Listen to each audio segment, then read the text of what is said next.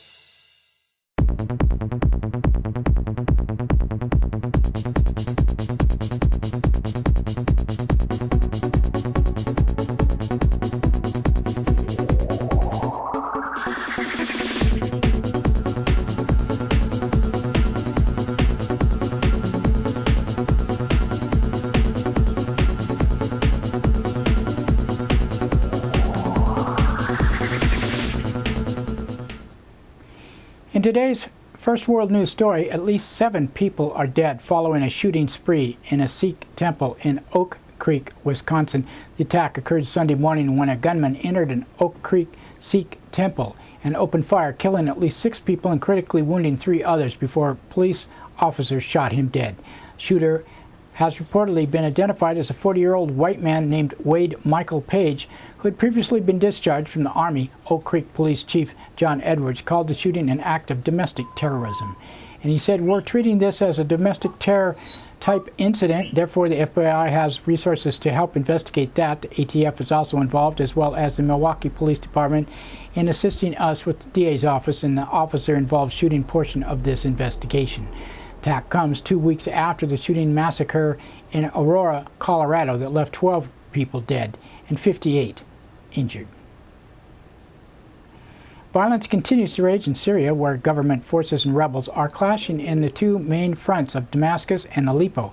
Earlier yesterday, a bombing struck a headquarters of Syria's state broadcaster, injuring several people. The regime of Bashar al-Assad appears to be preparing a ground assault in Aleppo, with reports of some 20,000 troops surrounding the city.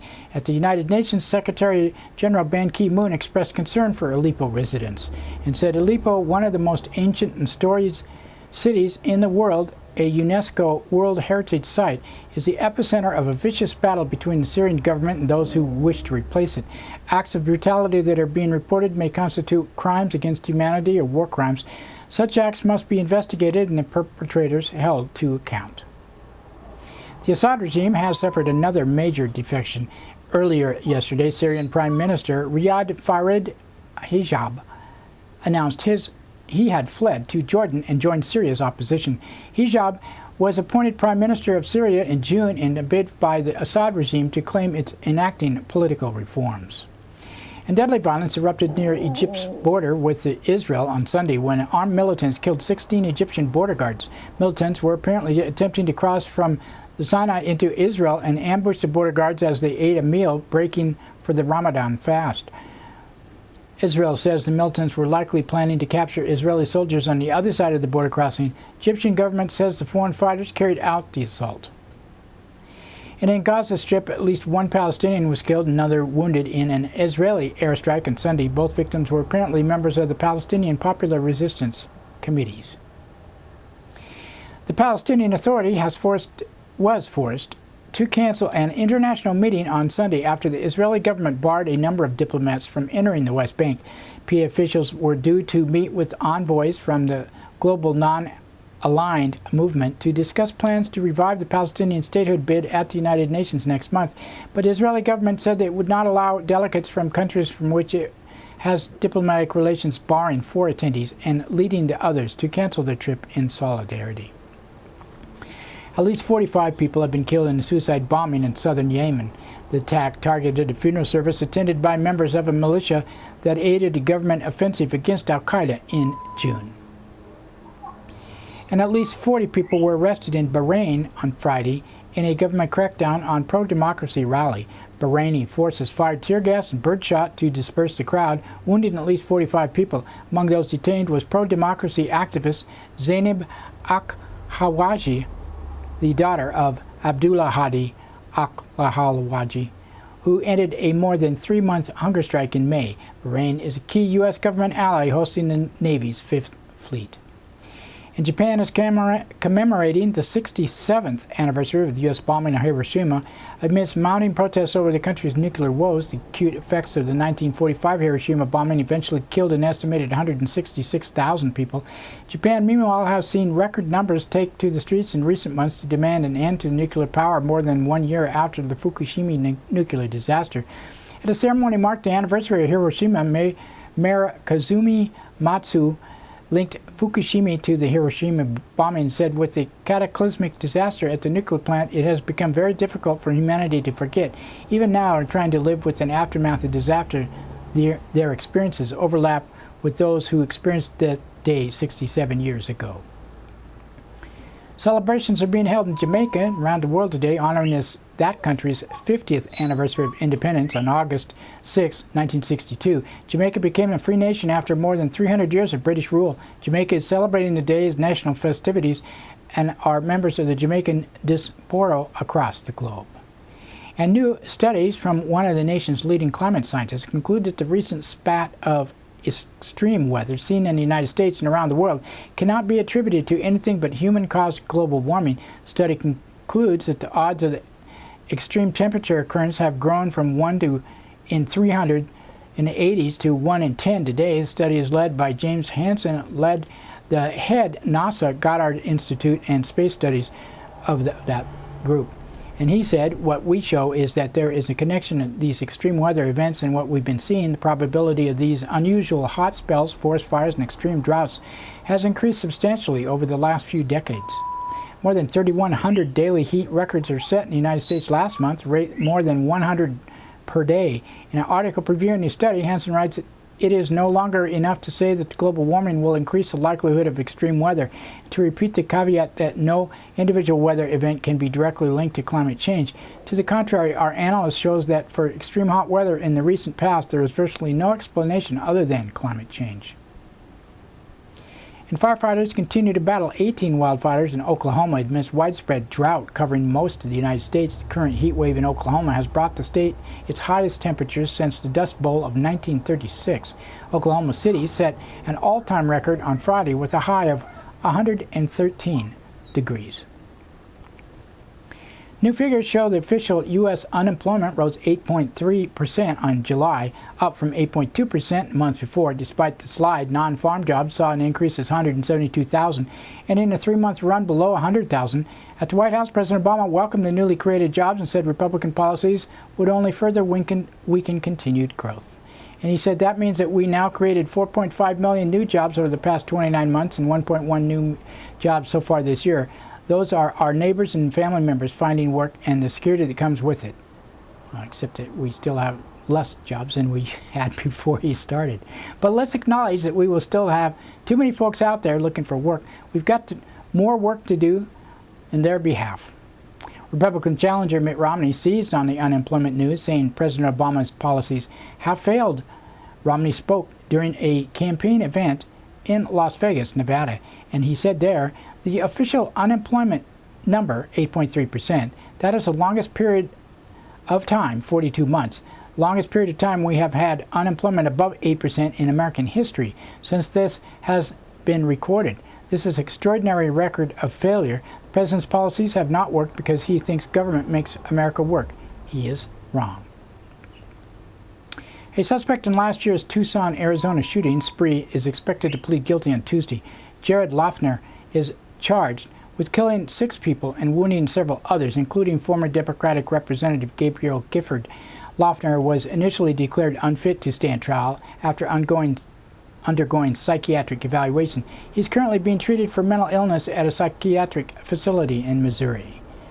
And protesters continue to target the fast food chain Chick-fil-A after its founder openly declared his opposition to equal rights for LGBT people. In recent weeks, Chick-fil-A President Dan Cathy has acknowledged funding anti-LGBT groups and has denounced same-sex marriage. Friday, activists and LGBT rights supporters across the nation held a national kissing outside the Chick-fil-A locations. One protester said he's promoting hatred. He's promoting that people still have to be in the closet and not live a life that they were born to live. He promotes suicide, promotes bullying, promotes all that stuff. I'm okay with when exercising their First Amendment right, but not if it's hatred against someone else. Well, almost everything said there was not said by the man. A NASA science rover has landed safely on Mars after an 8-month journey. Rover Curiosity had traveled more than 350 million miles as part of its eventual 2-year mission. White House science advisor John Holdren praised the landing and said landing the MSL rover Curiosity on the surface of the red planet was by one measure the most challenging mission ever attempted in the history of robotic planetary exploration. If anybody had been harboring doubts about the status of U.S. leadership in space, there is 1-ton automobile-sized piece of ingenuity, and it is sitting on the surface of Mars right now, and it should certainly put any such doubts to rest. And our last story, world story today, Mexican singer Chavela Vargas has died at the age of 93. Vargas was a legend in Mexico, defying gender stereotypes in his music before coming out as a lesbian at the age of 81. And that's it for World News today. Now another thanks to one of our underwriters who supports your only visual video news media in Nevada County. That's right, it's us, GVTV News.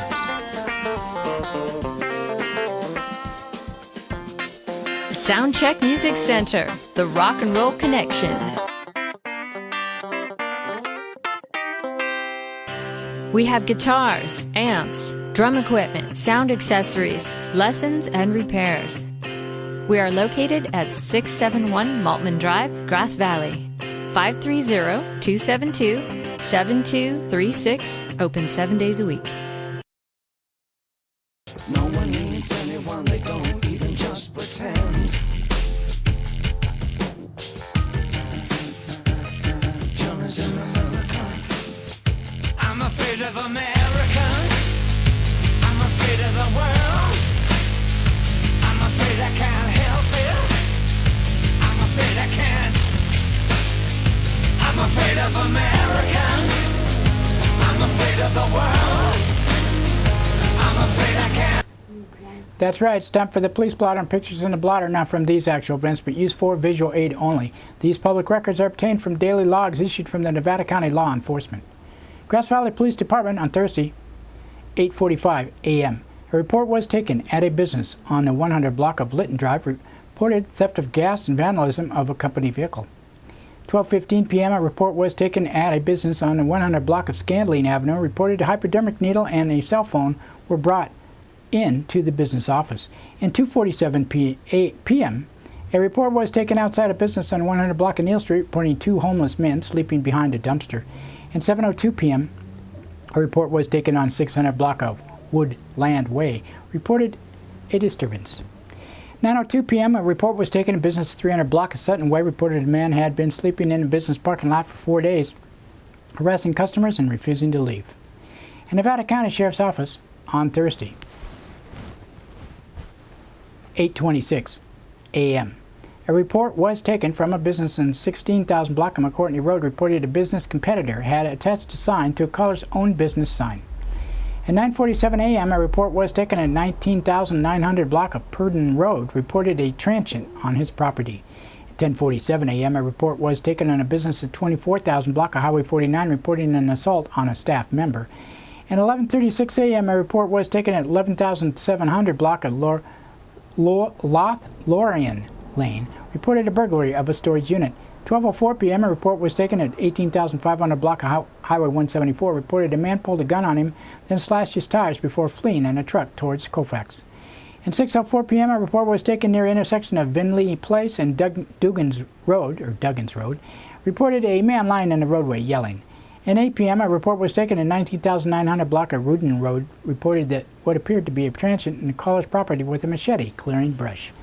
At 8:55 p.m., a report was taken at the intersection of Loma Rica Drive and Grass Valley Avenue, reported his ex-girlfriend vandalized his car and stole his phone. At 9:05 p.m., a report was taken of a man on Valencia Road, reported being assaulted by several people who left him with multiple lacerations, but he denied medical attention. The caller swore repeatedly and described blood running down his face. He eventually decided he needed medical attention. At 9:46 p.m., a report was taken from a man on Highway 149, reported someone yelling, "Help me, someone is trying to kill me." The man said someone was on his back porch banging on the door, followed by a sound of someone trying to break the door down. Nevada City Police Department on Thursday, 5:36 p.m. A report was taken on 300 block of Nevada Street, reported a man lying in his driveway. And that's it for the blotter today. Now another thanks to one of our underwriters who supports your only visual video news media in Nevada County. That's right, it's us. GVTV News. Christopher's Old World Deli and Catering Company has brought its delicious food and service downtown Grass Valley. Like desserts? They got 'em. You like international style lunches? They got 'em. Christopher's Deli and Catering for parties, get-togethers, weddings, or whatever. Open 7 days a week.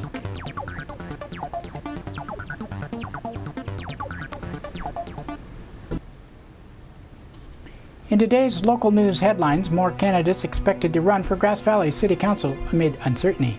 And Nevada County Fair that stopped by the Internet Information Booth. Should be interesting out there. And our first story written by Jeff Pelling of the Sierra Foothills Report. Nomination packets for Grass Valley City Council candidates are available at City Hall through August 10th for City Clerk's office. 3 seats for City Council are being elected. Mayor Jan Arbuckle, Council Member Yolanda Cookson, and Council Member Lisa Swarthout. So far, Arbuckle, Swarthout, Howard Levine, and Jim Firth are candidates or expected candidates for the 3 slots. But more candidates are expected to pull nomination packets up until Friday's deadline. Some long-simmering political divisiveness at City Hall, most recently revealed in City Administrator Dan Haller's possible departure, is a factor. Haller, a seasoned administrator who has helped guide a painful downsizing and dealt with land use disputes, labor concessions, small-town politics, and more, notified City Council via an email that he was a finalist for a county manager job in Nevada. Haller succeeded Gene Haraldson as city administrator. He applied for the Churchill County, Nevada job on July 8th. He received an annual performance review more recently. In his application, Haller's references were outgoing Councilmember Yolanda Cookson, former Councilmember Chauncey Poston, and former Community Developer Director Joe Heckel, among others, some of whom do not always toe the old guard political line in Grass Valley. Much of it is a rigid pro-development, anti-regulation mindset that led to a lawsuit against the county over an airport land use plan, as well as an important historic preservation ordinance for the downtown. The lawsuit has since been settled, and the historic preservation ordinance is up for tweaking, but nothing more. Signs of political friction have surfaced on City Council in recent years. In one of the most startling developments, Dan Miller was elected vice mayor by 4-1 vote, though Cookson was in line for the position. Cookson was the dissenting vote. She has chosen not to run for re-election. The city is at a crossroads, as I have reported before, with differing perspectives about how to tackle its financial problems stemming from the economic downturn, the closure of Weaver Auto, and action of redevelopment agencies. Palin said. The political divisiveness is ill-timed too. It could make it harder for the city to win enough votes for a sales tax increase to fund core services. Besides Holler, City Police Chief John Foster has been job hunting in Oregon, as reported previously. And an observation for years has been that the Grass Valley Old Political Guard is too intolerant of political diversity. Prior management of the Union newspaper has been a steadfast supporter too, though the Guard has changed.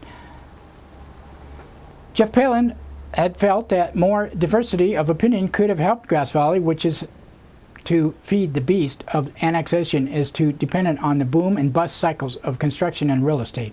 It's not like Grass Valley is ever going to become Berkeley, but that fear seems to persist. As a result, changes come slowly, if at all. The County Board of Supervisors, by contrast, seems to have struck a balance of political diversity. The Nevada City Council has more balance than in the past, too. Local politics is like Goldilocks and the Three Bears. It's most effective when the porridge is just right, not too hot or too cold. Great article by Jeff. Nevada County is preparing for its newest generation of high-speed internet service. Public is invited to visit the Internet Information Booth at the Nevada County Fair, August 8th through 12th. Stop by and learn about the local and regional high-speed internet expansion. Sign up to stay informed as the project progresses. Information gathered by the understanding your current internet service is a key part to success of high-speed internet service in Nevada County. At this stage of the project, the highest priority is to identify locations with poor or no internet service, like where I'm at, and your help is needed to do that. Day after day, mile after mile, the next generation of high-speed internet, also known as broadband, comes closer to connecting the Nevada County region's residences and businesses. To prepare for this, earlier this year, the Sierra Economic Development, or SED Corp., formed a 5-county Gold Country Broadband Consortium with the mission of identifying locations and households and businesses in Nevada County that are not served by high-speed internet, while linking these individuals, businesses, and entire neighborhoods with local internet service providers. Next important event is September. An upcoming announcement will list the date, location, time, and where the Gold Country Broadband Consortium is planning to community outreach to further the exchange of information on locations in need of high-speed internet in greater Nevada County region. That event will include panelists with topics including the origins and missions of the consortium, review and unique challenges, options, and opportunities, and learn how the community can help, and more. Vendors will share information as to the services they provide currently. So it's a great booth to check. I don't know exactly where it is out there, but I'm sure you'll be able to find it. That's it for local news today. We'd like to thank Amy Goodman, Reuters, Associated Press, Ubinet, Sierra Foothill Report, local law enforcement, and the Union, and others for the source number news, and you for watching. Remember, we are only visual video news media in Nevada County, and we are free for you to watch 7 days a week. If you have local stories and would like to have them aired on our news, please email us in a limited story to 750 words, and if you have pictures, please include them in an email to grassvalleytelevision@gmail.com. Include some type of contact information for verification of facts. You can watch this broadcast on Comcast Cable NCTV Channel 11 in Nevada County, 8 a.m., 3 p.m., 7:30 p.m., Monday through Friday, 10:30 a.m. Saturday, and 8 p.m. Sunday, and Suddenlink to Channel 16 in Truckee and Alta Sierra.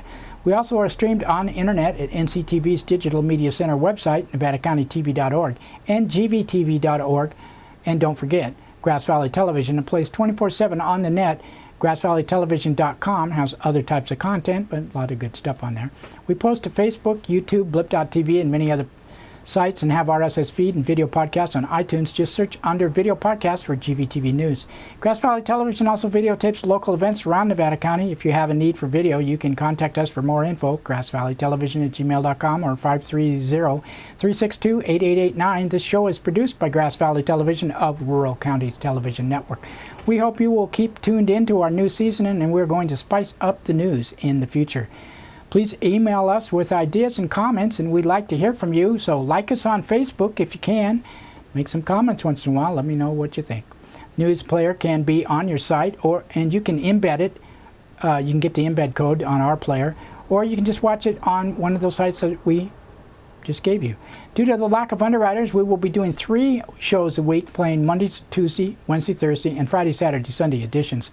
We would expand more when we get more community support. Here's our newest underwriter, Political Smile, the Empower Network viral blog. This unique site has several portals, like a Facebook page and Facebook groups, 2 of them, and 2 blog sites. It's going to be tied in with GVTV News and Grass Valley Television and Rural Counties Television Network. Best landing zone in the website on the net is http://politicalsmile.wordpress.com. That's politicalsmile.wordpress.com. Plenty of laughs and information. That's it for today. Thanks for tuning in. And the next show will be Friday through Sunday. Have a nice time at the fair. Grass Valley Television works hard to bring you news and entertainment from around the world and local content you do not get on mainstream media. We want to expand and improve what you see, and we need your help. If you support this program and want exposure for your business, then this is a win-win situation. Underwriting is important for us. For information, just email us, grassvalleytelevision@gmail.com.